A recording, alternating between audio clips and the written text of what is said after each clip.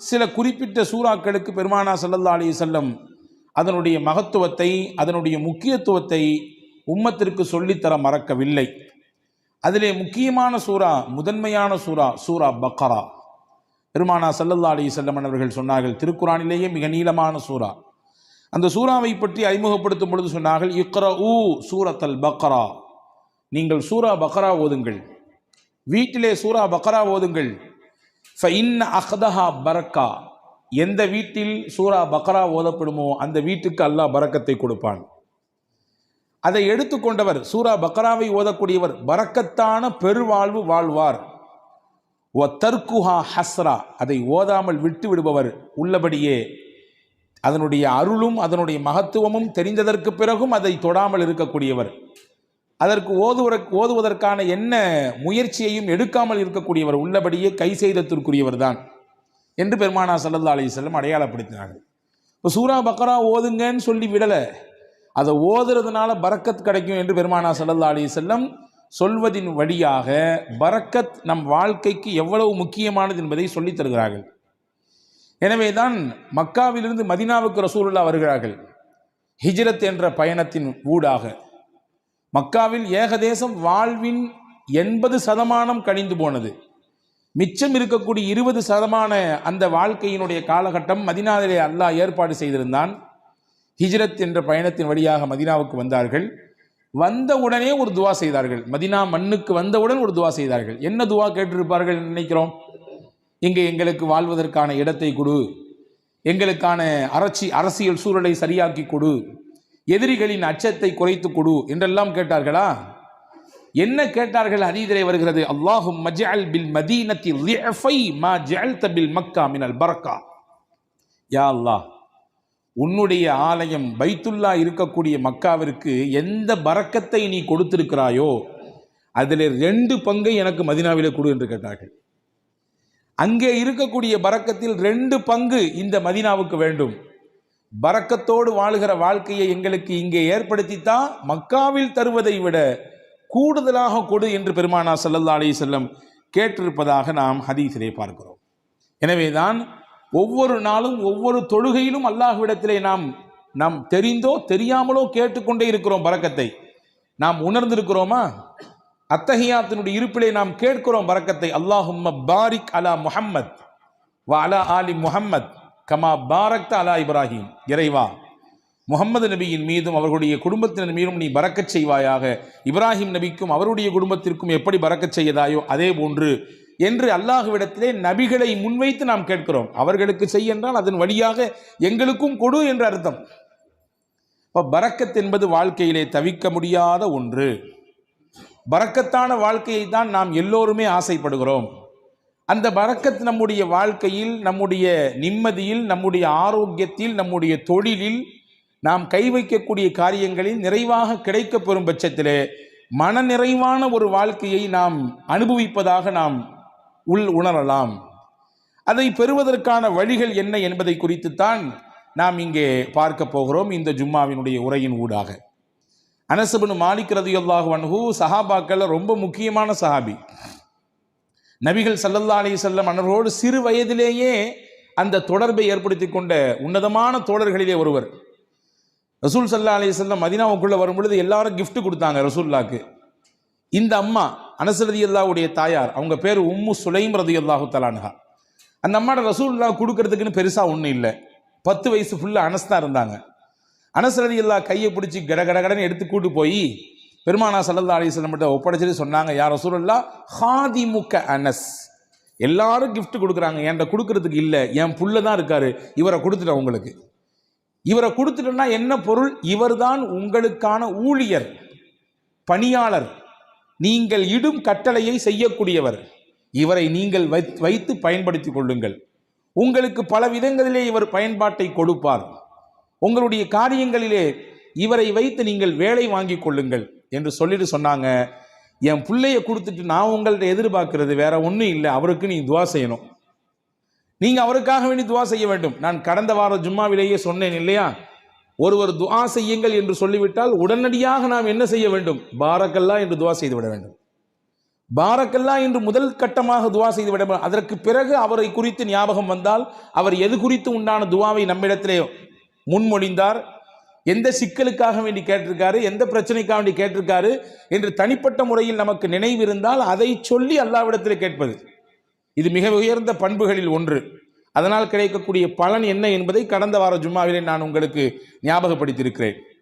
இப்போ ஹஸரத் ரசூலுல்லாஹி ஸல்லல்லாஹு அலைஹி வஸல்லம் இடத்திலே உம்மு சுலைம் ரலியல்லாஹு தஆலா அன்ஹா தன்னுடைய பிள்ளையை ஒப்படைத்து விட்டு சொன்னார்கள், உதுஉ, இவருக்கு துவா செய்யுங்கள், அவ்வளவுதான், இவருக்கு நீங்கள் துவா செய்யுங்கள், அது மட்டும் போதும், வேற எதுவும் எனக்கு எதிர்பார்ப்பு இல்லை. உடனே ரசூலுல்லாஹ் துவா செஞ்சாங்க, அனஸ் ரலியல்லாஹு துவா செஞ்சாங்க. என்ன செஞ்சிருப்பாங்க? யா அல்லாஹ் நல்ல நீல ஆயிலை கொடு, அல்லது நிறைய இவருக்கு என்றெல்லாம் கேட்பதற்கு முன்னால் பெருமானார் செய்த துவா, அல்லாஹும்ம பாரிக் ஃபி உம்ரி, யா அல்லாஹ் இவர் ஆயிலே நீ பரக்கச் செய்வாயாக, நீண்ட ஆயிலை கொடுப்பாயாகன்னு கேட்கல, இவர் ஆயில்ல நீ பரக்கச் செய்வாயாக. அல்லாஹும்ம பாரிக் ஃபி அவுலாதி, இவருக்கு நீ கொடுக்கக்கூடிய குழந்தை செல்வங்களிலே பரக்கச் செய்வாயாக. அடுத்து சொன்னாங்க, அல்லாஹும்ம பாரிக் லஹு ஃபீமா அதைத லஹு, இவருக்கு நீ என்னெல்லாம் கொடுக்கணும்னு நினைச்சிருக்கியோ எல்லாத்தையும் பரக்கத் செஞ்சிரு. இவர் ஆயில்ல பரக்கத் செஞ்சிரு, இவருடைய குழந்தை குட்டிகளில் பரக்கத் செஞ்சிரு, நீ என்னெல்லாம் இவருக்கு கொடுக்கணும்னு நினைச்சிருக்கியோ எல்லாத்திலும் நீ பரக்கத் செய்துவிடு என்று பெருமானார் ஸல்லல்லாஹு அலைஹி வஸல்லம் அவர்கள் துஆ செய்ததாக நாம் ஹதீஸில் பார்க்குறோம். நிறைய குடுன்னு கேட்கல, நீண்ட ஆயில நிறைய வயசு வாழணும் அப்படி கொடுன்னு ரசூலுல்லாஹ் கேட்கல, நீ கொடுப்பதில் நிறைந்த பரக்கத்தை கொடு என்று கேட்பதிலிருந்து நமக்கு புரிகிறது, வாழ்க்கையிலே நிறைய என்பதை விட பரக்கத்தான் முக்கியம். அதிகம் எண்ணிக்கை என்பதை விட குறைவாக இருந்தாலும் அதன் மூலம் கிடைக்கக்கூடிய பலன் பரக்கத்தாக இருக்க வேண்டும் என்பதுதான் முக்கியம் என்று நாம் இதிலிருந்து புரிந்து கொள்கிறோம். அந்த பரக்கத்தான வாழ்க்கையை பெறுவதற்கு ஒரு 8 அம்ச திட்டத்தை நான் இன்றைக்கு உங்களுக்கு நான் சொல்ல போகிறேன். 8 விதமான விஷயங்களை நாம் பின்பற்றுகிற பொழுது அல்லாஹுவின் பரக்கத்தை நம்மால் முழுமையாக அடைந்து கொள்ள முடியும். நம்பர் 1, முதலில் பரக்கத்தை பெறுவதற்கு நாம் என்ன முயற்சியை மேற்கொள்வது? 1, ரசூலுல்லாஹ் சொன்னாங்க, உங்களில் யார் வயசுல பெரியவங்களோ அவங்களில் நீங்க மரியாதை கொடுப்பதிலிருந்து, உங்கள் காரியங்கள் அனைத்திலும் அவர்களை முன்னிலைப்படுத்துவதிலிருந்து அல்லாஹ் உங்களுக்கு பரக்கத்தை தருவான். வாப்பாக்கு வயசாயிடுச்சு, வீட்டில் மூத்தவங்க தான் இருந்தாலும் இந்த விஷயங்கள்லாம் அவங்களுக்கு அந்த அளவுக்கு பிடிபடாது, அதனால சொல்லிக்கலாம், எல்லாம் முடிஞ்சு கடைசியில சொல்லிக்கலாம் என்பதல்ல. ஒரு கட்டத்தில் அவரும் வாலிபம், குழந்தை பேரு, தொழில், வியாபாரம் என்று எல்லாவற்றையும் கடந்துதான் வந்திருக்கிறார். இப்பொழுது அவருக்கு வயதான நிலை, வயோதிகம், அதனாலே அவரை ஒதுக்கி வைக்குதல், தள்ளி வைக்குதல் என்பதெல்லாம் இல்லை. என்ன விஷயம் செய்தாலும் பெரியவர்களுக்கான முன்னுரிமையை, முன்னிலைப்படுத்துதலை, அவர்களுக்கான மரியாதையை நீங்கள் நிறைவாக செய்யுங்கள். இதன் ஊடாக அல்லாஹ் உங்களுக்கு பரக்கத்தை தருவான். எந்த வீட்டில் பெரியவர்களுக்கு மரியாதை இருக்கிறதோ அந்த வீட்டிலே பரக்கத் இருக்கிறது என்று பொருள். எந்த வீட்டில் பெரியவர்கள் உதாசீனம் செய்யப்படுகிறார்களோ, வயதிலே மூத்தவர்கள் வேண்டா வெறுப்பாலோ அவர்கள் பராமரிக்கப்படுகிறார்களோ, அவர்களின் பேச்சுக்கும் அவர்களுடைய ஆலோசனைக்கும் முன்னுரிமை கொடுக்கப்படாமல் தள்ளி வைக்கப்படுகிறார்களோ, புரிந்து கொள்ளுங்கள், அங்கே பரக்கத் எடுபடுகிறது என்று பொருள். பெருமானார் ஸல்லல்லாஹு அலைஹி வஸல்லம் அவர்களுக்கு ஒரு நாள் ஒரு அன்பளிப்பு வந்தது. ஒரு கிண்ணம் நிறைய பால். ரசூலுல்லாஹ் பொதுவாகவே தனக்கு கிஃப்ட் வந்துச்சுன்னா தான் பயன்படுத்துவாங்க. சில நேரங்களில் பக்கத்தில் இருக்கவங்களுக்கு கொடுத்து அதை பயன்படுத்த துவங்குவாங்க. அன்னைக்கு பால் வந்திருக்கு. தபரானி ஷரீஃபில் இந்த ஹதீஸ் வருகிறது. ரசூலுல்லாஹ் உட்கார்ந்துருக்காங்க. அந்த சைடில் பார்த்தீங்கன்னா சையதுனா அபூபக்கர் ரலியல்லாஹு அன்ஹு, சையதுனா உமர் ரலியல்லாஹு அன்ஹு, மூத்த சஹாபாக்கள், இஸ்லாத்தில் மிகப்பெரிய பங்களிப்பு ஆற்றியவர்கள், நபியோடு தங்கள் வாழ்க்கை முழுவதையும் அர்ப்பணித்த ஒரு உன்னதமான சஹாபாக்கள் 2 பேர் இருக்கிறாங்க. மதீனாவில் நடந்த நிகழ்ச்சி இது. இந்த பால் கிண்ணம் வந்த உடனே ஸல்லல்லாஹு அலைஹி வஸல்லம் இந்த பக்கத்தில் இருந்த சையதுனா அபூ உபைதா ரலியல்லாஹு அன்ஹு என்ற ஒரு சஹாபி, அவங்க கையில் கொடுத்தாங்க. குடிங்க அபூ உபைதான்னு சொன்னாங்க. அபூ உபைதா ரலியல்லாஹு அன்ஹு கையில் பாலை வாங்கிட்டு ரசூலுல்லாஹையும் பார்க்குறாங்க, பக்கத்தில் இருக்கக்கூடிய அபூபக்கர் நாயகத்தையும் பார்க்குறாங்க, உமர் நாயகத்தையும் பார்க்குறாங்க. என்னடா இது, நபிக்கு ரொம்ப நெருக்கமானவங்க 2 பேரும் அங்கே இருக்க, நமக்கு ரசூலுல்லாஹ் கொடுக்குறாங்களே என்பதுதான் அவர்களின் பார்வையின் பொருள். பார்த்துட்டு ரசூலுல்லாஹ்ட்ட சொன்னாங்க, யா ரசூலல்லாஹ் அன்த அவுலா பிஹி மின்னி, இந்த பாலை முதலாக அருந்துவதற்கு என்னை விட நீங்கள் தான் தகுதியானவர்கள். ஏன்னா நான் சாதாரண அபு உபைதா, நீங்க அல்லாவின் ரசூல், அல்லாவின் ரசூல் நீங்கள். எனவே நீங்கள் தான் இதை துவங்கி வைக்க வேண்டும். ரசூலுல்லாஹ் சொன்னாங்க, ஹுத் யா அபா உபைதா, எடுங்கள், குடியுங்கள் அப்படின்னு சொன்னாங்க. இப்போ ரெண்டாம் கட்டமா அபூபக்கர் நாயகத்தை பார்க்குறாங்க, உமர் நாயகத்தை பார்க்குறாங்க. பார்வையின் அர்த்தம் என்ன? என்னை விட இஸ்லாமிய வருகையில் முதன்மையானவர்களாச்சே இவர்கள் எல்லாம், பங்களிப்பு செய்வதிலே முக்கியமானவர்களாச்சே இவர்கள் எல்லாம், அவங்க குடிச்சா நல்லா இருக்குமே என்ற பெருந்தன்மையான மனதோடு செய்தனா அபூ உபைதா ரலியல்லாஹு பார்க்கும் பொழுது ரசூலுல்லாஹ் அப்பவும் சொன்னாங்க, அபூ உபைதா நீங்க தான் குடிக்கணும், குடிங்கன்னாங்க. செய்தனா அபூ உபைதா ரலியல்லாஹு அன்ஹு குடிக்க துவங்கும் நேரத்திலே கையில் பக்கத்தில், வாய்க்கு பக்கத்தில் பால் கிண்ணம் போய்விட்டது. ஆனாலும் அவர்கள் மனம் ஏதோ ஒரு விஷயத்திற்காக வேண்டி மறுக்கிறது. கீழே கொண்டு வந்து சொன்னாங்க, யா ரசூலுல்லாஹ் நீங்க குடிச்சிட்டு தந்தா நல்லா இருக்கும். மூணாவது தடவையாக பெருமானா ஸல்லல்லாஹு அலைஹி வஸல்லம் அபூ உபைதா ரலியல்லாஹு இடத்திலே சொன்னார்கள், இஷ்ரப், அபூ உபைதா நீங்கள் குடியுங்கள். ஃபைன்னல் பரக்கத்த மஅ அகாபிரினா, பரக்கத் என்பது நம்மிலே யார் வயதிலே பெரியவர்களாக இருக்கிறார்களோ அவர்களிடத்திலிருந்து தான் துவங்குகிறது. இங்கே இருக்கும் நபர்களிலேயே வயதால் பெரியவர் நீங்கள்.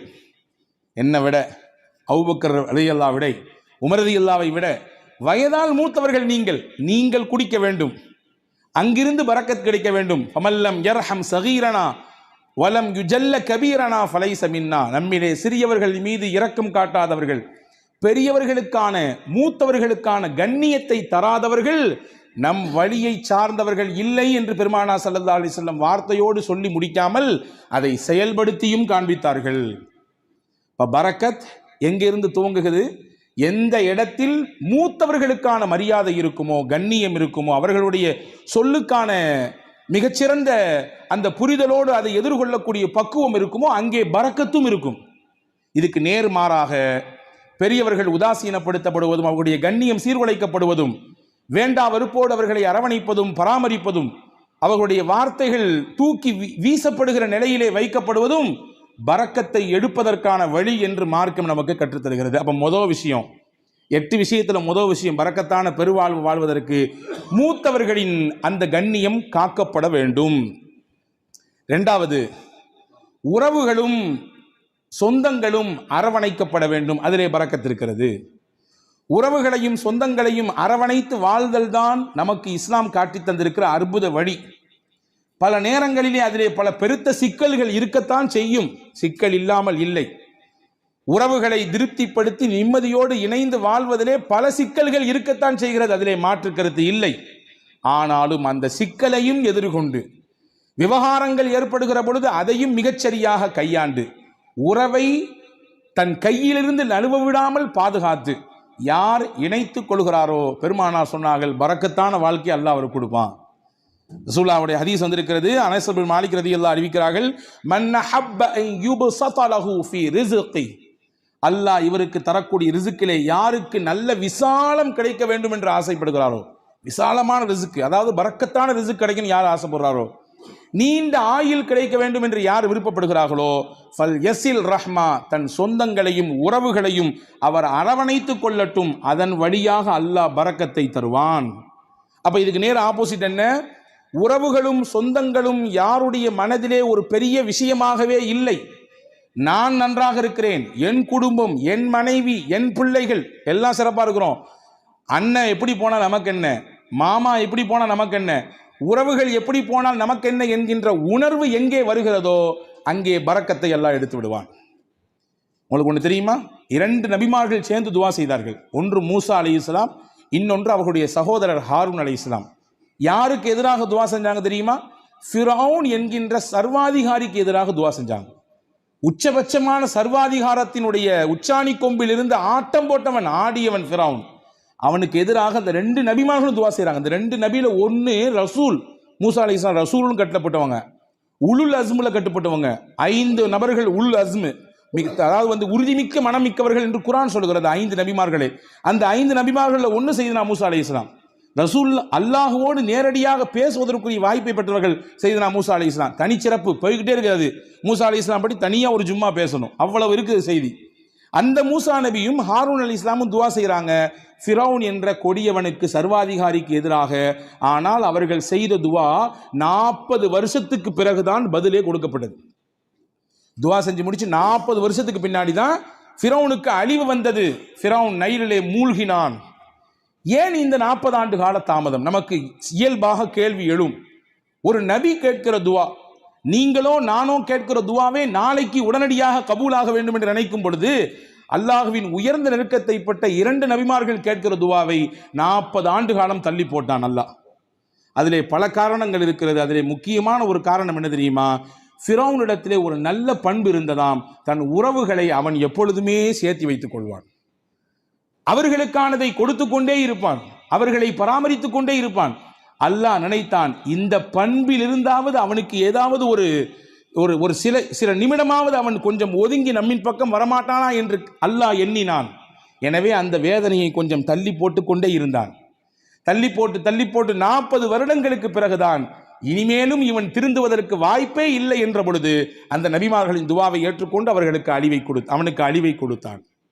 அப்போ இஸ்லாத்தின் மிகப்பெரிய விரோதியாக, அல்லாஹ்விற்கே சவால் விழுகிற இடத்திலே, உனக்கு நிகரானவன் நான் என்று சொல்லும் இடத்தில் இருந்த ஃபிரௌனுக்கே வேதனை தள்ளி போடப்பட்டது. எதன் காரணமாக? உறவை அவன் சேர்த்து கொண்டான், உறவை அவன் பிரியவில்லை, உறவுக்கானதை மிகச்சரியாக கொடுத்தான் என்ற ஒரு காரணத்திற்காக. அப்படி என்றால் அல்லாஹ்வுக்கு விரோதிலாம் நம்ம கிடையாது. அல்லாஹ்வுக்கு நேர் நிகராக நின்று சமமாக சண்டை போடுபவர்கள் கிடையாது நாம். அப்ப நம்மிடத்திலே இந்த உறவு பேணுதல் இருக்கும் பட்சத்திலே அல்லாஹ் பரக்கத்தான வாழ்வை அதன் வழியாக கொடுத்து விடுவான் என்பதை நாம் இங்கே கவனத்தில் கொள்ள வேண்டும். இது 2வது விஷயம். 3வது விஷயம் என்ன? யா அல்லாஹ், எனக்கு பரக்கத்தான வாழ்க்கையை கொடு என்று துவா செய்ய வேண்டும். துவா என்பது முக்கியமானது. அதை கொடு, இதை கொடு என்று, அவ்வளவு கொடு இவ்வளவு கொடு என்பதை விட, யா அல்லாஹ் நீ எதை கொடுத்தாலும் பரக்கத்தாக கொடு, இப்படி கேட்டு பழக வேண்டும். இவ்வளவு அளவு வேண்டும், இவ்வளவு கனம் வேண்டும், இவ்வளவு எண்ணிக்கை வேண்டும் என்றெல்லாம் கேட்பதை விட, இறைவா எனக்கானது நீ முடிவு செய்யப்பட்டதை தான் தருகிறாய், தருவதிலே பரக்கச் செய், பரக்கத்தானதை கொடு என்று கேட்க வேண்டும். அந்த துவாவை நமக்கு பெருமானார் ஸல்லல்லாஹு அலைஹி வஸல்லம் கற்றுத் தருகிறார்கள். அது அற்புதமான வரலாற்று செய்தி ஒன்று இருக்கிறது. உம்மு சுலைம் ரலியல்லாஹு தஆலா அன்ஹா, அபூ தல்ஹா ரலியல்லாஹு தஆலா அன்ஹு, இவர்கள் இருவரும் தம்பதிகள், கணவன் மனைவி. வெளியூருக்கு போன அபூ தல்ஹா வீடு திரும்பும் நேரத்திலே இவருக்கு பிறந்த பிள்ளை இறந்து போனது. நீண்ட பெரிய சம்பவம், சுருக்கமாக சொல்கிறேன். ஆனால் கணவன் வந்தவுடன் இந்த துக்க செய்தியை தன் மனைவி தன் கணவரிடத்திலே சொல்லாமல் அந்த கணவனை திருப்திப்படுத்தினாள். நல்ல உணவு கொடுத்தாள், சமைத்து கொடுத்தாள், நன்றாக அவருக்கு பரிமாறினாள். இரவிலே அந்த கணவனின் திருப்தியோடு அவரை மிக சந்தோஷப்படுத்தினார் அந்த பெண்மணி. மகிழ்ச்சியாக அவர்களுக்கு அந்த இரவு தாம்பத்தியத்திலே கழிந்தது. அந்த நிலை முடிந்ததற்கு பிறகு அபூ தல்ஹா ரலியல்லாஹு இடத்திலே உம்மு சலமா ரலியல்லாஹு சொன்னாங்க, உங்களிடத்திலே யாராவது ஒருவர் ஒரு அமானிதம் கொடுத்து வைத்தார், கொடுத்தவர் வந்து திரும்பி கேட்டார்னா நீங்க கொடுப்பீங்களா மாட்டீங்களான்னு கேட்டாங்க. அபூ தல்ஹா சொன்னார், எப்படி கொடுக்காம இருக்க முடியும், கொடுத்தவர் கேட்டா திருப்பி கொடுக்கத்தானே செய்யணும். அவங்க சொன்னாங்க, அல்லாஹ் நமக்கு பிள்ளையை கொடுத்தான், அவனே எடுத்துக்கிட்டான். என்ன நிலை! இப்படி நான் வந்த உடனே இந்த செய்தியை சொல்லாம இப்படி நான் இப்பொழுது நான் அசுத்தமாக இருக்கும் நிலையை இப்படி சொல்றியே, நாளை கால் நபி இடத்திலே நான் போவேன், இந்த செய்தியை சொல்லுவேன், என்ன ஏதென்று கேட்பேன் என்று ஹஸரத் அபூ தல்ஹா ரலியல்லாஹு அன்ஹு சொன்ன பொழுது மறுநாள் காலை விடிந்தது. நபி இடத்திலே போனார்கள், செய்தியை சொன்னார்கள். ரசூலுல்லாஹ் அங்கே ஒரு அழகான துவாவை செய்தார்கள். நேற்றிரவு நீங்கள் இருவரும் ஒன்று கூடினீர்கள், தாம்பத்திய உறவை வைத்துக் கொண்டீர்கள். அல்லாஹும்ம பாரிக் லகுமா ஃபீ காபிரி லைலத்திகுமா, நேற்றிரவு நீங்கள் கூடிய கூடுதலிலே அல்லாஹ் பரக்கத் செய்வானாக, உங்களுக்கு மிகச்சிறந்த பகரத்தை தருவானாக. எந்த பொறுமையோடும் எந்த அல்லாஹ்வின் நம்பிக்கையோடும் உங்கள் மனைவி அப்படியான ஒரு நிலையை மேற்கொண்டார்களோ அதற்கு பகரமாக அல்லாஹ் உங்களுக்கு பரக்கச் செய்வான், சிறந்த சந்ததியை தருவான் என்று துவா செய்தார்கள். வரலாற்றிலே வருகிறது, அங்கே இருந்து பிறந்த பிள்ளை வாழ்வாங்கு வாழ்ந்தார்கள், செழிப்பாக வாழ்ந்தார்கள். கல்வி, பொருளாதாரம், வாழ்க்கையின் மேல்தட்டில் இருக்கும் விதத்திலே, எல்லோரும் பார்த்து போற்றும் விதத்திலே அந்த பிள்ளைகளின் வாழ்க்கை எல்லாம் இருந்தது. இதற்கு மூல முக்கிய காரணம் நாயகத்தினுடைய துவா. துவா செய்யணும், யா அல்லாஹ் நீ கொடுப்பதிலே எங்களுக்கு பரக்கச் செய்வாயாக, என்ன கொடுத்தாலும் பரக்கத்தாக கொடுப்பாயாக என்று துவா செய்ய வேண்டும். இது பரக்கத்தான வாழ்க்கைக்கான 3வது அம்சம். 4வது அம்சம் என்ன? நம்மிடத்தில் எது இருக்கிறதோ அதை பகிர்ந்து கொள்ள வேண்டும். பகிர்தலிலே பரக்கத் இருக்கிறது. தனக்கும் மட்டும்தான் தன் குடும்பத்துக்கு மட்டும்தான் என்கின்ற குறுகிய மனப்பான்மையிலிருந்து வெளியே வர வேண்டும். எது இருந்தாலும் அதை பகிர்கிற அந்த பக்குவம் எந்த நபரிடத்திலே வருகிறதோ அல்லாஹ் தானாக பரக்கத்தை தருவான். ரசூலுல்லாஹி ஸல்லல்லாஹு அலைஹி வஸல்லம் உடைய ஹதீஸ் வந்திருக்கிறது, தஆமுல் வாஹிதி யக்ஃபிஸ் இஸ்னைன் வ தஆமுல் இஸ்னைனி யக்ஃபில் அர்பஅ. 2 நபருக்கான உணவு தான், ஆனா 3 பேர் வந்துட்டாங்க. ஐயோ 2 பேர் தானே சாப்பாடு இருக்குது, 3வது நபர் வந்துட்டாரே என்று யோசிக்க வேண்டாம், விரிச்சு வைங்க, அவரையும் சேர்த்துங்க. அல்லாஹ்வின் ரசூல் சொன்னாங்க, 2 பேருக்கான உணவாக இருந்தாலும் நீங்கள் பகிர வேண்டும் என்ற சிந்தனைக்கு வந்துவிட்டால் அதை 3 போதுமானதாக அல்லாஹ் ஆக்கி விடுவான். 3 பேருக்கான உணவு தான், ஆனா 5 பேர் இருக்கிறாங்க, 2 பேரை தள்ளி விடாதீங்க, இது பத்தாது, நமக்கே பத்தாது, யானை பசிக்கு சோள புரியா அப்படின்னு கேட்ட மாதிரிலாம் நம்ம கதை பேச வேண்டாம், சேர்த்திக்குங்க. ரசூல் சொன்னாங்க 3 நபருக்கான உணவு தான், நீங்கள் சேர்த்து ஷேர் செய்யும் பொழுது, அதிலே பகிர வேண்டும் என்ற எண்ணம் வரும் பொழுது அதிலே அல்லாஹ் 5 நபருக்கான பரக்கத்தை செய்து விடுவான். இது வாழ்க்கையிலே யாரெல்லாம் இந்த ஷேரிங்ல இருக்கிறாங்களோ அவங்க எல்லாம் கண்கூடாக பார்க்க முடியும், கண்கூடாக பார்க்க முடியும். ரசூலுல்லாவுக்கு ரொம்ப பிடித்த குடும்பம் ஒரு குடும்பம் இருந்தது, அல் அஷ்அரி. ரொம்ப பிடிக்கும் அவங்கள ரசூலுல்லாஹ். எந்த அளவுக்குன்னா அவங்க என் குடும்பம் ரசூலுல்லாஹ் சொன்னாங்க, என் குடும்பம் அவங்க, என்னிலிருந்தும் அவர்கள், அவர்களிலிருந்தும் நான் என்று சொன்னார்கள். சஹாபாக்கள் ஒன்று புரியும், ஏன் இந்த குடும்பத்தை மட்டும் ரசூலுல்லாஹ் ரொம்ப பிடிக்குது? விவரத்தை கேட்டு போனா ரசூலுல்லாஹ் சஹாபாக்கள்கிட்ட சொன்னாங்க, அவங்கள்ட்ட ஒரு சிறந்த பண்பு இருக்குது, தாங்கள்கிட்ட எல்லாரும் ஒரு பயணத்தில் போனானா எல்லாரும் தனித்தனியாக சாப்பாடு கொண்டு வருவாங்க, யாராவது 1-2 பேருடைய சாப்பாடு சீக்கிரமாக தீர்ந்து போயிடும். நீண்ட தூர பயணம் என்பதினாலே அவர்களை அப்படியே கழட்டி விட்டுற மாட்டாங்க, நீங்க கொண்டு வந்து காலியாக போச்சா அப்படித்தான் போச்சு, இப்போ இன்னும் ரொம்ப தூரம் இருக்குது, இன்னும் 500 கிலோமீட்டர் போனோம் அப்படித்தான் என்று விட்டு விட மாட்டார்கள். சாப்பாடு இல்லாதவர்களையும் சேர்த்து ஒரே இடத்தில் உட்கார வைத்து ஒரு பெரிய துணியை எடுத்து கொண்டு வந்த மொத்த சாப்பாடையும் அதிலே கொட்டி கலந்து இருப்பவர்களுக்கெல்லாம் பகிர்ந்து கொடுப்பார்கள். இந்த பகிர்தல் என் பண்பு, என்னுடைய குணம், அது அவங்கள்ட்ட இருக்கிறதுனால அவங்க எங்க குடும்பம் நாங்கள் ரசூல் ஸல்லல்லாஹு அலைஹி வஸல்லம். பகிர்தல் இது பரக்கத்திற்கான பெரிய வழி. நம்மிலே எது இருக்கிறதோ அதை பகிர்ந்து கொள்வது, குடிப்பதற்கு இவ்வளவுதான் நீர், அதை பகிர்ந்து கொள்வது, உணவு இவ்வளவுதான் இந்த இடத்திற்கான விஷயம், பகிர்ந்து கொள்வது. எனக்கு மட்டும் வேணும், என் குடும்பத்துக்கு மட்டும் வேணும் என்று முன் தயாரிப்பு செய்து முன்னால் எடுத்து வைப்பதை விட இருப்பதை கொண்டு பகிர்வதனால் அல்லாஹ் பரக்கத்தை தருவான். இது 4வது வழி. 5வது பரக்கத்துக்கான முக்கியமான வழி, இன்னைக்கு நம்மள பல பேர் மறந்துவிட்ட விஷயம், சாப்பிடும் பொழுது எல்லாரும் சேர்ந்து உட்கார்ந்து சாப்பிடுங்க. நாங்கள் சொல்லலாம், எல்லாரும் சேர்ந்து உட்கார்ந்து சாப்பிடுங்க, தனித்தனியா சாப்பிடாதீங்க. ஆனால் இன்னைக்கு காலப்போக்கில் வேக உலகத்தில் இருக்கிறோம் நாம், அதனாலே பல விஷயங்களை இழந்து விட்டோம். ஆனால் நம் முன்னோர்கள், நம்முடைய தாய் தகப்பன், நம் தாதி எல்லாம் நம்முடைய வீடுகளிலே சேர்ந்து தான் உட்கார்ந்து சாப்பிடுகிற வழக்கத்தை சொல்லி தந்திருக்கிறார்கள். இன்னைக்கு வரையே சில ஊர்களிலே கலன் சாப்பாடு என்று ஒன்று இருக்கிறது, ஒரே பிளேட்ல உட்கார்ந்து மொத்தமா சாப்பிடுறது, ஒரே பிளேட்ல உட்கார்ந்து 4 பேர் 5 பேர், இதுவெல்லாம் நிகழ்ச்சிகளுக்கு என்பதை தாண்டி சாதாரணமாக இயல்பாக அன்றாட சாப்பாடு அப்படி சாப்பிடுகிற பழக்கம் இன்னைக்கும் சில ஊர்களிலே இருக்கிறது. ஆனா கால ஓட்டத்தில் அதெல்லாம் நம்ம விட்டுட்டோம். ஒரே வீட்டில் இருக்கிறோம், 5 பேர் தான் இருக்கிறோம், 5 பேரும் 5 டயத்துல சாப்பிட்றோம். சஹாபாக்கள் வந்து ரசூலுல்லாஹ்ட்ட ஒரு நாள் சொன்னாங்க, யா ரசூலல்லாஹ் இன்னா நாக்குலு வலா நஷ்பஉ, நிறைய சாப்பிட்றோம், வயிறே நிறைய மாட்டேங்குது, என்ன செய்யறதுன்னு கேட்டாங்க. சஹாபாக்கள் ரசூலுல்லாஹ் கேட்டாங்க, அன்தும் தாக்குலூன ததஃபர்ரகூன், எல்லாருமே தனித்தனியா சாப்பிட்ற மாதிரி தெரியுது, ஆமாவான்னு கேட்டாங்க. எல்லாரும் வீட்டில் சேர்ந்து சாப்பிட்றீங்களா தனித்தனியா சாப்பிட்றீங்களா? இல்லை தனித்தனியா சாப்பிட்றோம். ரசூல் சொன்னாங்க, இஜ்மாஉ அலா துஆமிக்கும் வذ்குரு ஸ்மல்லாஹி அலைஹி யுபாரக லக்கும் ஃபீஹா. 2 விஷயத்தை செய்யுங்க சாப்பிடும் பொழுது, எல்லாரும் சேர்ந்து சாப்பிடுங்க, முடிந்த அளவுக்கு சேர்ந்து சாப்பிடுங்கள். சேர்ந்து சாப்பிடுவதற்கு ஒரு நாளில் ஒரு வக்து தான் முடியும், இந்த நேரத்தில் மட்டும்தான் எங்களால் சேர்ந்து சாப்பிட இயலும், காலை அல்லது இரவு அல்லது மதியம், அந்த ஒரு நேரத்தில் எல்லாரும் சேர்ந்து உட்காருங்கள். குடும்பத்தோடு சேர்ந்து உட்கார்ந்துட்டு சாப்பிட்றதுக்கு முன்னாடி பிஸ்மில்லா என்று சொல்லுங்கள். நீங்க கை தொட்டு கேளுங்க, நானும் என் நெஞ்சத்துல கை தொட்டு கேட்கிறேன். அன்பர்களே, எத்தனை குடும்பத்திலே எல்லாரும் சேர்ந்து உட்கார்ந்து பிஸ்மில்லாஹிர் ரஹ்மானிர் ரஹீம் என்று சத்தம் போட்டு சொல்லி நாம் அந்த சாப்பாட்டிலே கையெடுத்து வைக்கிறோம். மலேசியா போன்ற பெருநகரங்களிலே அல்லாஹ் பரக்கத்தை கொட்டுகிறான், அது தனிப்பட்ட விஷயம். நான் அங்கே இருக்கக்கூடிய ஒரு சிறப்பு அம்சத்தை சொல்லுகிறேன். சாப்பிடும் பொழுது குடும்பத்தில் உட்கார்ந்து விட்டால் உடனடியாக யாரும் உணவிலே கை வைக்க மாட்டார்கள், எல்லாரும் உட்காரணும். உட்கார்ந்த உடனே அந்த வீட்டில் இருக்கக்கூடிய பெரியவர் சொல்லுவாரு, பிஸ்மில்லாஹிர் ரஹ்மானிர் ரஹீம் ஆரம்பிங்கம்பாரு, அதுக்கு பின்னால் தான் சாப்பிடவே துவங்குவார்கள். எனக்கு என்னவோ தெரியவில்லை, அந்த வார்த்தையை அவர்கள் முழுவதுமாக பின்பற்றுவதானோ என்னவோ அல்லாஹ் பரக்கத்தை கொட்டென்று கொட்டுகிறார், பல ரூம்களில் தர்றான். எனவே உணவின் சமயத்திலே நாம் சேர்ந்து சாப்பிடுவது பரக்கத்திற்கான முக்கியமான வழி. இது 5வது விஷயம். 6வது விஷயம் என்ன? ரசூலுல்லாஹ் சொன்னாங்க, உங்க வீட்டுக்குள்ள போகும்போது சலாம் சொல்லிட்டு போங்க, சலாம் சொல்லிட்டு வெளியே வாங்க, இது பரக்கத்தை உங்க வீட்டுக்கு தரும்னாங்க ரசூலுல்லாஹ். ஹஸரத் ரசூலுல்லாஹ் சொன்னாங்க, 3 விஷயம் அல்லாஹ்வுடைய பொறுப்பு, அல்லாஹ்வுடைய கண்ட்ரோல்ல வந்துருது. அதில் 1 மன் தஹல பைத்தஹு வஸல்லம ஃபஹுவ லாமினுன் அலல்லாஹ். யார் வீட்டுக்கு நுழையும் பொழுது சலாம் சொல்லிட்டு போறாரோ அவர் அல்லாஹ்வுடைய கஸ்டடியில வந்துடுறாரு, அல்லாஹ்வுடைய நேரடி பார்வையில வந்துடுறாரு.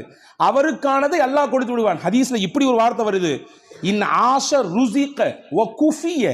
அவர் வாழ்ந்தால் மனநிறைவான வாழ்க்கையை வாழ்வார்.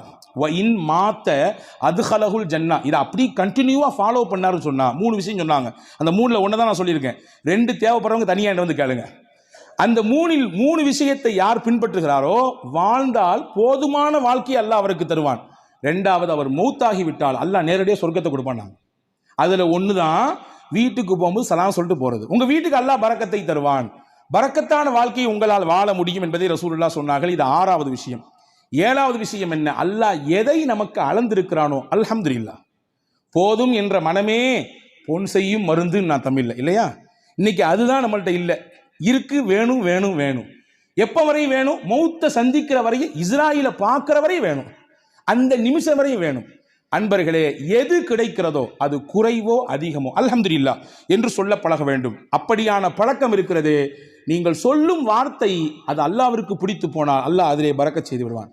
எப்படிங்க இருக்கிறீங்க? நீ யார்ட்டையா கேளுங்க, என்னத்தை போகுது, மூட்டி வலி, முதுகு வலி, அங்கிட்டு வலி, இங்கிட்டு வலி, மருத்துவ செலவு, அப்படி இப்படி ஒரு பெரிய லிஸ்ட்டு. நல்லா இருக்கிறன்றதுக்கு நிறைய பாயிண்ட்ஸ் இருக்கும். அதை நம்மள பல பேர் சொல்றதே இல்லை. ஆனா அல்லாஹ்வின் ரசூல் சொன்னாங்க, உங்களுக்கு அல்லாஹ் என்ன கொடுத்திருக்கானோ அதுல எது நலவு இருக்கிறதோ அதை நீங்கள் சொல்லி பழகுங்கள், அல்ஹம்துலில்லாஹ் என்று சொல்லுங்கள், அல்லாஹ் பரக்கத்தை தருவான். அப்போ போதும் என்கின்ற மனம் இது பரக்கத்தை பெற்று தருவதற்கான 7வது வழி. 8வது முக்கியமான வழி, பயபக்தி மிக்க வாழ்க்கையை நாம் வாழ்வதற்கு பழகி கொள்ள வேண்டும். தக்குவாமிக்க வாழ்க்கையை நம்முடைய தொழிலில், நாம் சந்திக்கும் நபர்களில், நாம் பேசும் பேச்சில், நாம் பார்க்கும் பார்வையில், நாம் நடக்கும் நடையில், உடையில், பாவனையில், அனைத்திலும் அல்லாஹ் ஒருத்தன் நம்மளை பார்த்துக்கிட்டு இருக்கான்னு சிந்தனையில் வாழணும். அந்த சிந்தனை நம்மள பல பேருக்கு பல சமயங்களில் போறதுனால தான் பாவத்தில் போய் விழுந்துடுறோம். ரசூல் சொன்னாங்க, யாருக்கு இந்த தக்குவாமிக்க வாழ்க்கையை வாழ வேண்டும் என்ற பிரியம் வந்து விடுகிறதோ, பரக்காத்தின் மின சமாய் வல்லர், வான பூமியில் என்ன பரக்கத்து இருக்கோ எல்லாத்தையும் அல்லாஹ் கொண்டு வந்து கொட்டிடுவான். வான பூமியில் என்னென்ன பரக்கத்துகள் எல்லாம் உண்டோ மொத்தத்தையும் கொண்டு வந்து அவர்களின் காலுக்கு கீழே கொட்டி விடுவான் என்று பெருமானா ஸல்லல்லாஹு அலைஹி வஸல்லமுக்கு அல்லாஹ் சொன்னான். அப்போ இந்த 8 காரியங்களும் பரக்கத்தான செழிப்பான வாழ்க்கையை வாழ்வதற்கான வழிகள் என்று மார்க்கம் அழகாக கற்றுத்தருகிறது. வல்ல அல்லாஹ் அப்படிப்பட்ட மிகச்சிறந்த புரிதல் மிக்க வாழ்க்கையை வாழுகிற தௌஃபீக்கை அல்லாஹ் உங்களுக்கும் எனக்கும் எல்லா மக்களுக்கும் தந்தல் புரிவானாக. அல்லாஹ் எதை நமக்கு தருகிறானோ அதில் நிறைந்த பரக்கத்தையும் அருளையும் தருவானாக. என்னென்ன நெருக்கடிகள் எல்லாம் நம் வாழ்க்கையிலே நமக்கு உண்டோ அத்துணை நெருக்கடிகளையும் அல்லாஹ் நீக்கி தருவானாக. நம்முடைய வாழ்வை அல்லாஹ் வசந்தமாக ஆக்கி தருவானாக. இருக்கக்கூடிய கஷ்டங்களை எதிர்கொள்ளக்கூடிய ஆற்றலை தந்து அதை மிக சீக்கிரமாக நம்மிடத்திலிருந்து வெளியாக்குவானாக என்ற உயர்ந்த துஆவோடு விடைபெறுகிறேன். வாஹிர் தாவானா அல்ஹம்துலில்லாஹி ரப்பில் ஆலமீன். அஸ்ஸலாமு அலைக்கும் வரஹ்மத்துல்லாஹி வபரகாத்துஹு.